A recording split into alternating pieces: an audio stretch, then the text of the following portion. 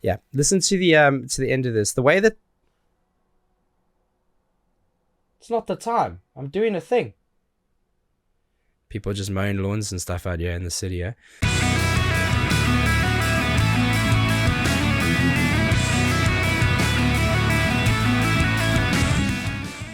Welcome back, and thank you for joining me for another reaction video. Now, two quick things. Firstly, your boy is struggling with a bit of a cold, if you can't hear.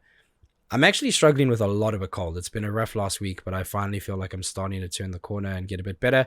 Apologies if I'm sniffing and coughing throughout this video, which probably makes you think, well, why not just wait until you're feeling better? There's a very good reason for the timing of this, which leads me to my second point, which is, by my calculations, when you are watching this, I am already in the United States of America. I'm there for 6 weeks, actually, on a sabbatical from work. My work has this awesome policy where if you've worked there 4 years, or every 4 years, actually, you get to opt into a sabbatical. So I'm going down for 6 weeks. I'm going to be in Arizona, San Francisco, a couple other places. So I'm probably in the chat right now talking to you from the States, which is pretty cool. So I wanted to film this before I left. And I also just saw an email from Nicholas from Out of Line Music. He's actually a member of Novelists. Fantastic band as well. And sent out a mail saying that there's a band's releasing a single, and the name of the band caught my eye. They are Emarosa. And I grew up listening to these guys. I think I first started listening to them. Album was called Relativity, and I think that's out like 2007, 2008, and loved them. They kind of were like in the kind of post / core genre, but it was all like mostly singing. Imagine like really like kind of melodic but a bit heavier guitar work with like R&B vocals. It was super weird, but I loved the blend of it. It was amazing. Johnny Craig used to sing for them, and then got replaced by the current singer Bradley, and they changed their style dramatically. They released an album called Peach Club, and I actually saw them in Nottingham at Rock City. It was phenomenal live. You know, it was much like jazzier, kind of poppier, a lot of like brass, saxophone, stuff like that. I just really enjoyed it. And I know in the mailer, Nicholas said that they're even like a bit more poppier on this. And to be honest with you, I'm really happy about that. I love when bands evolve. I don't want them to make the music that they made when I fell in love with them. I want them to move on from that. I want to have that moment that's sacred, and I want to move on. But yeah, so I'm excited about this. It is an early look, so I'm filming this before I leave, which and I'll probably put it out just after they release it, which I guess is in the next 6 or 7 days. So that's just some timing when I filmed this. You probably didn't care to know that, but figured I may as well tell you. Excited about this one. Really looking forward to it. And it's a song called Preach. So here we go. Emarosa, Preach, early look. Let's see what you got. Okay. Some like 80s filtered drums.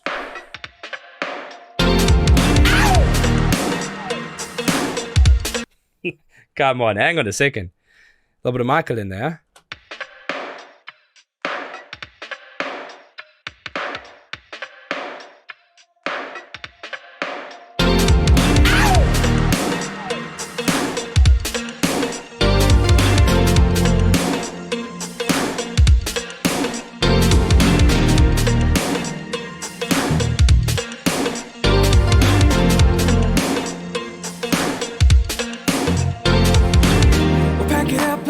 Hang on a second. Hang on a hot second.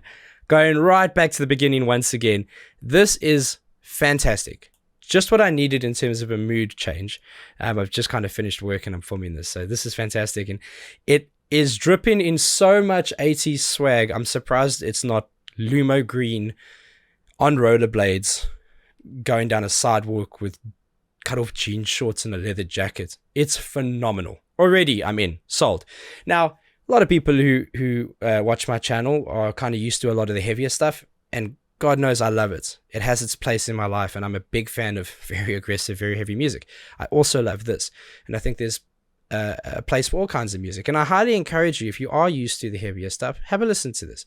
I'm not saying that you're going to necessarily fall in love with a genre you don't necessarily gravitate towards, but I think if you can find the detail and the artistry in music that isn't your kind of thing, your kind of flavor, you'll start to understand the brilliance of it a little bit more, and you can appreciate it for what it is. I'm a big fan already. I have to hear that again. Some really nice things happening. That kind of filtered, processed drum sound, I love it. It's almost like it's been triggered through actual drum playing, because there's a lot of other really good mixing of that sampling, or someone's actually playing electronic kit really well. And there's that nice synth piece, that dun dun dun dun, and it kind of rotates, and then you hear the keyboard kind of come in, the synth on that as well.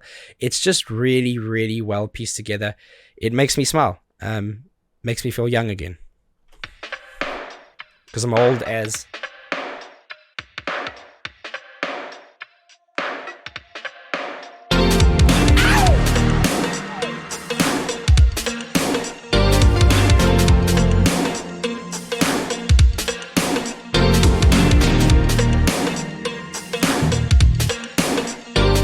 Sounds like quite simple, like plucking of like one or two quick strings on a guitar, along with some of that accenting of the percussion. Can't hear it perfectly. My ears are no good today with this cold, but this is good. We'll pack it up, love, nothing lasts forever. And you shoulda, coulda, woulda, now you'll never know. Lock it up, son, let that rhythm get ya. Well, it won't be long until you got your sticks and stones too. Got a feeling like I can't win, cause you want it all or nothing. Can I live? Leave me alone. And you're dogging me for my sins. Tell me, who do you think you're talking to? Leave me alone. Obviously, we're stopping there because we know what's coming, don't we? You can pretty easily look at the length of a song if you have any kind of songwriting knowledge, and just know traditional structure, at least permitting, when things are going to change. You can also hear when they are creating openings, like right now. There's a nice stop in the music there. And they're doing that because they want you to breathe, and then they want to punch back in. If they don't do that, everything feels like it's on the same timeline. It feels like there's no up and down. There's no intensity change. And I I am loving this. It's one of those songs that, like, I feel like I'm lying next to a pool and I'm just chilling. And when you guys are watching this video of mine, I probably will be doing just that. But I'm really, really, really enjoying it. Going back just a little second lead in, but it's fantastic. You know, Bradley's a phenomenal songwriter, a phenomenal singer.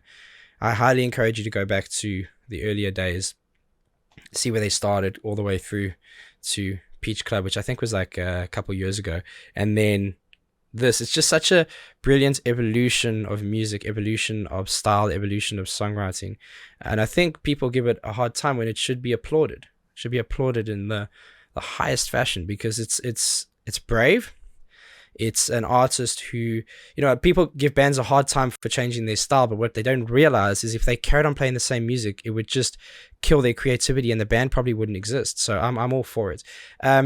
Great singer, love the phrasing. I like how they pulled back on some of the music. There's a lot of syncopation, a lot of odd hits happening, with everything from the drums to the some of the vocal phrasing to the key hits. And I love it. It's very relaxing and soothing to me, and his voice is like very familiar to me as well. So like, I love what he's doing there. I liked how they pulled the instrumentation out so his voice could be the hero, brought it back in again, and then in the step, I'm interested to see what they do with the chorus, because choruses are my favorite. No. And you're dogging me for my sins. Tell me, who do you think you're talking to? Leave me alone. But honey, you ain't got to preach to me. Honey, you ain't got to preach to me. But honey, you ain't got to preach to me. Honey, you ain't got to preach to me. So simple. Excuse me. Goodness gracious. Give me a second, yeah. How professional am I?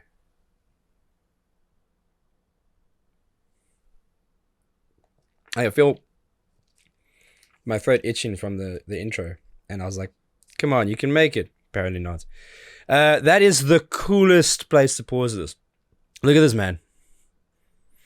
Leather jacket, sleeves up a little. It's got a bit of a vest on, chest tattoo. Good stash. Round glasses.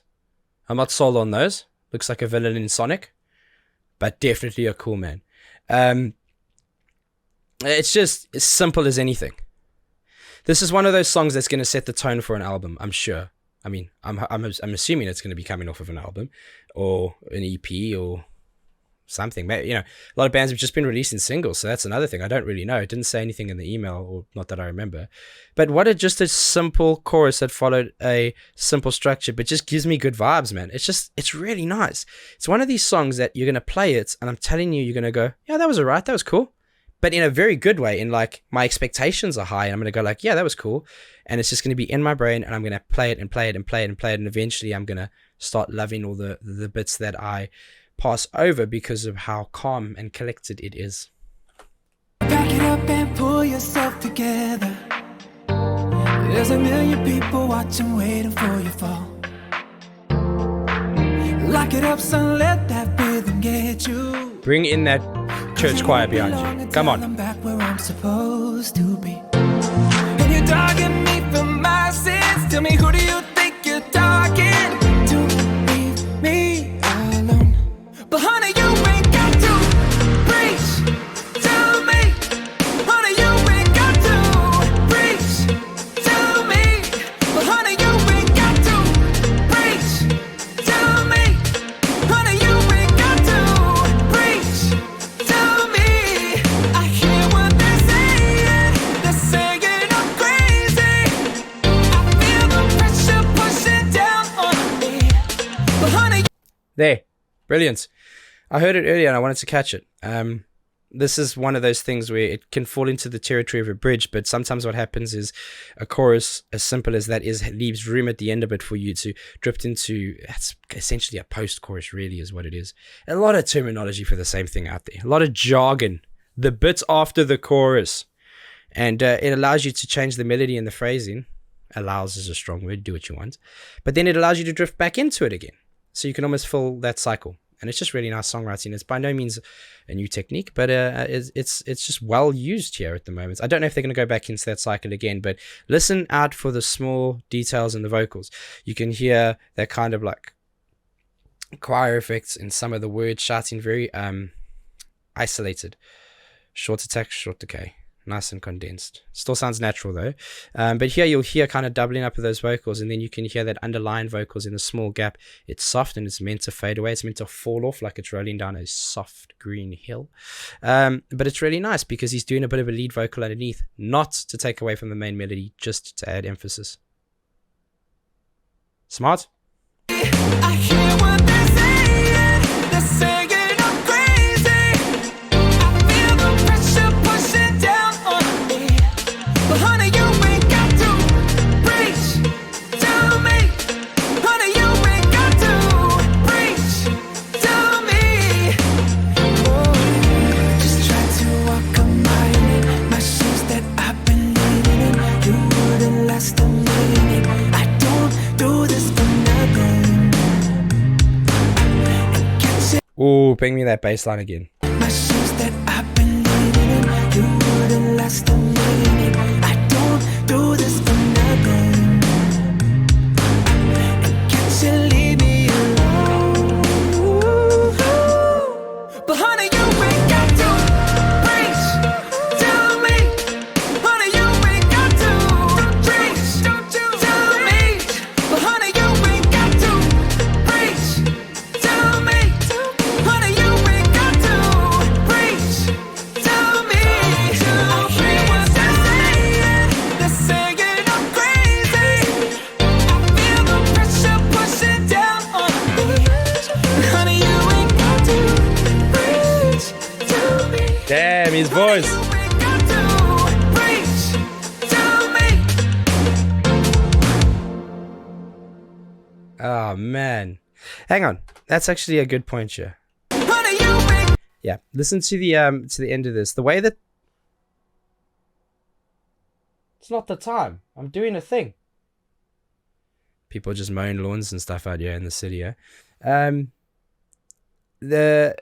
What's it saying? Oh, the end of the song. You listen to it end. A lot of songs like this are filled with atmosphere. There's magic to it. Dust. These are strange words for music, but you'll hear like twinkles, and you'll hear synth that sits up in the air and then sits real low, and you'll hear that punchy electronicness to the bass. And what it sounds like on the surface is very, very simple, and that's because it is. But what it does individually, at least, but what it does collectively is actually quite intricate, very, very well mixed, very well mixed. There's a lot of atmosphere, and there's a lot of background fullness. It's like I always say, it's like if you take a canvas and you paint on it, and you paint the bass a little low and you paint the treble a little high, you use tricks of the trade to bring things closer and backwards, like vocal, reverb, and effects, depth. You create this picture, but there's all the gaps in between these things, and if you can fill them up with like space, it's like linking parts of a tattoo. There's the softness to it, and as the song ends, you hear all of that magic, that background just like kind of collapse on itself, and you just realize how much was there. You just weren't picking it up.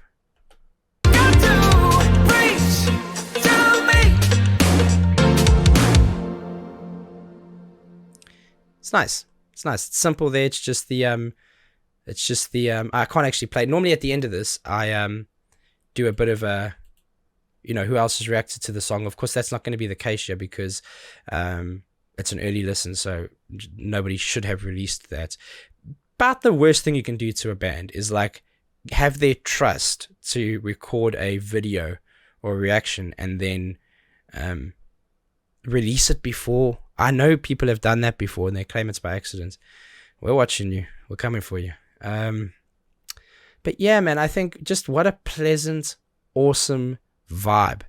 I'm going to listen to that a lot more. Again, I know a lot of people are heavier fans, and I get, fans of this, fans of that, and that's fine. No one, I certainly wouldn't encourage anybody telling you that you must listen to all things.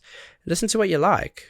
But I do encourage you to open your mind, because had it not been for me deciding to open my mind and start this channel and share a bit of what limited musical knowledge I have with you guys, and maybe hope you enjoy the song on a deeper level, I wouldn't know that I liked Asian metal. I wouldn't know that I liked European metal. I wouldn't be going, certainly wouldn't have bought tickets to a show to go watch Nightwish in San Francisco, which I'm going to be doing. I wouldn't know who Bandmate are. I wouldn't know who Sleep Token are. It's unbelievable the amounts of music I was missing out on and continued to miss out on until I actively decided to make a choice to be a little more open-minded. So listen to what you like, but challenge yourself in whatever way you feel comfortable. That was really, really, really that's exactly my vibe. 80s AF. And I'm all for it because I'm an 80s kid. I don't know why, but the whole time that song is playing, there's clear musical references to certain genres and to certain instrumentation and stuff. But the only thing I can think of is when Kiss took their masks off and they did like Tears Are Falling and things like that. Now that was a little bit more... I can't believe they called it metal at the time, but it was more rock. I love this. Love this. And I can't wait to hear more. And to be honest with you, I've got a real history with this band. And there's a bunch of people that I always go would be really interesting to talk to them. This is a band that I would consider it a massive privilege and opportunity to have a conversation with them, because I've grown up listening to their music, and, I have a lot of admiration for the brave steps they've taken to challenge themselves, to say, we know what we've created, we love what we've created, we're proud of the past, but equally optimistic about the future. And I think bands in general that do that should be applauded instead of criticized for changing their sound. It's a level of maturity that I think most bands don't always show. But yeah, it's fantastic. So Nicholas, first of all, massive thank you to you, and a thank you to all the boys in Emarosa for creating the song, and obviously as part of I'm sure much bigger collective team, allowing people like me to have early listens and look at it is a massive privilege, and I'm grateful. And yeah, it's just an absolute killer. I'll have the link for the original in my bio. unless I forget, in which case I'll update it shortly after, because I'll watch this back with you and go, oh no, it's not there, but I'm sure it will be. I just need to make sure I get it when it's actually released. And yeah, what a privilege to be able to listen to music like that and have a sneak peek. One of the few privileges of doing the reaction scene. And I think just the essence of the song, the mood lift, what a pleasure in a scene that is otherwise seems to be encapsulated and obsessed and run by drama. I'm not about it. I'm here for the music. That was fantastic. Until the next one, please be safe, be nice to each other, and have a damn good day.